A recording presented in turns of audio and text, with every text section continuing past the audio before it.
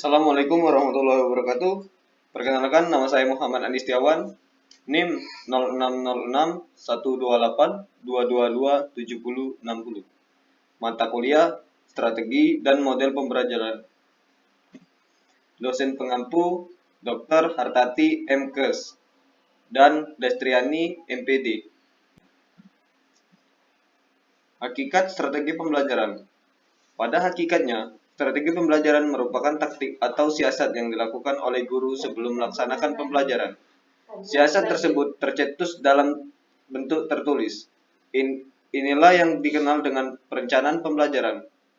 Dan menurut para ahli, Alim Sumarno, 2011, strategi pembelajaran dapat diartikan sebagai kegiatan yang dipilih oleh pembelajar atau instruktur yang proses pembelajaran yang dapat memberikan kemudahan fasilitas kepada pembelajar menuju kepada tercapainya tujuan pembelajaran tertentu yang telah ditetapkan. Prinsip-prinsip pembelajaran ada 5 pada kurikulum yang terdiverifikasikan. 1. Mempertimbangkan tahapan dan capaian peserta didik. 2. Membangun kapasitas untuk menjadi pembelajar sepanjang hayat. 3. Mendukung perkembangan kompetensi dan karakter peserta didik. 4. Menerapkan pembelajaran yang relevan. Dan 5. Berorientasi pada masa depan yang berkelanjutan. Selanjutnya, fungsi strategi pembelajaran. Beberapa fungsi dari strategi pembelajaran adalah sebagai ramuan untuk mengembangkan bahan ajar, sebagai perangkat cerita untuk mengevaluasi bahan ajar yang telah ada, sebagai seperangkat cerita dan formula untuk merevisi bahan ajar yang ada. Peran strategi pembelajaran menurut para ahli. Syaiful Bahri dan Aswan Zaid, 1995. Strategi pembelajaran adalah sebagai pola umum kegiatan peserta didik dalam mewujudkan kegiatan belajar untuk mencapai tujuan yang telah digariskan. Implementasi penggunaan strategi pembelajaran pada jenjang SD. 1. Belajar sambil bermain. Anak usia SD cenderung lebih senang bermain. 2. Belajar bersama teman. Belajar bersama teman bisa memberikan semangat dan juga melatih kerjasama antar tim. 3. Banyak bergerak atau langsung praktik. 4. Ini yang terakhir, gunakan media audiovisual. Implementasi penggunaan strategi pembelajaran pada jenjang SMP. 1. Metode studi kasus, metode pembelajaran menarik. Metode studi kasus atau case study dapat digunakan dalam pembelajaran aktif. Metode ini memanfaatkan situasi atau kasus tertentu dapat memberikan siswa pembelajaran bermakna dan bermanfaat. Guru pintar dapat memberikan sebuah cerita tentang tema atau konsep yang akan dipelajari. Setelah itu, siswa dapat berdiskusi untuk melakukan analisa, sintesis, dan mengevaluasi berdasarkan kasus atau masalah yang sedang dipelajari. 2. Metode demonstrasi. Dalam pembelajaran aktif, metode demonstrasi juga sangat dianjurkan. Siswa diberikan kesempatan untuk bersentuh langsung dengan materi yang dipelajari, kemudian mereka memperagakan di depan kelas. Metode pembelajaran ini dapat menunjukkan bagaimana siswa melakukan sesuatu yang kemudian diamati dan dibahas di depan kelas.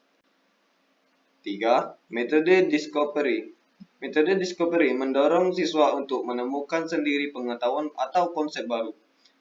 Guru pintar harus memotivasi bagi siswa yang menyimpulkan sendiri konsep atau formula yang sedang dipelajari. Misalnya, guru pintar meminta siswa mengamati berbagai bentuk pertualangan daun pada tumbuhan yang ada di sekitar rumah. Kemudian, mereka dapat menyimpulkan dan berbagai jenis pertualangan daun pada tumbuhan. 4. Metode jigsaw. Metode jigsaw menghendaki siswa untuk belajar dengan berkelompok.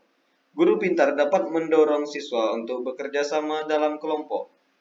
Setiap anggota kelompok dapat mendapatkan tugas untuk memahami dan mendalami bagian tertentu dari tema yang dipelajari.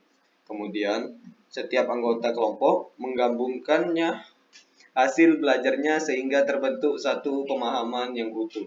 Jenis metode pembelajaran ini membuat siswa belajar mendengar dan belajar satu sama lain. Implementasi penggunaan strategi pembelajaran pada jenjang SMA. 1. Metode pembelajaran inquiry. Model pembelajaran inquiry biasanya lebih cocok digunakan untuk pembelajaran matematika, tetapi mata pelajaran lain dapat menggunakan model tersebut sesuai dengan karakteristik KD atau materi pembelajarannya. 2. Metode pembelajaran discovery. Model pembelajaran ini bertujuan untuk melatih peserta didik untuk belajar melalui berbagai permasalahan nyata dalam kehidupan sehari-hari dengan pengetahuan yang telah atau dipelajari. 3. Model pembelajaran berbasis proyek.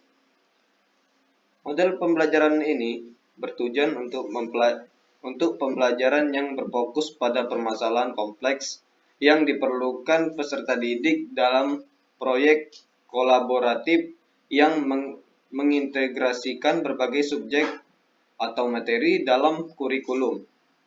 Memberikan kesempatan kepada para peserta untuk mendapatkan konten atau materi dengan menggunakan berbagai cara yang bermakna bagi diri dan melakukan eksperimen secara kolaboratif.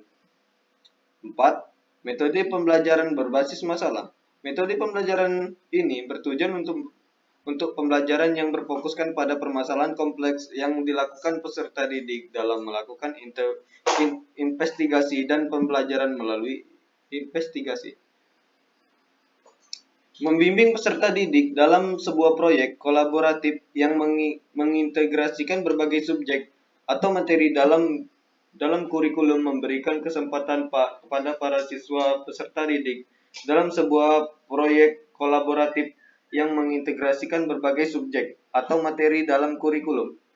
Memberikan kesempatan kepada para peserta didik untuk menggali konten dengan menggunakan berbagai cara yang bermakna bagi dirinya dan melakukan eksperimen kolaboratif. Terima kasih.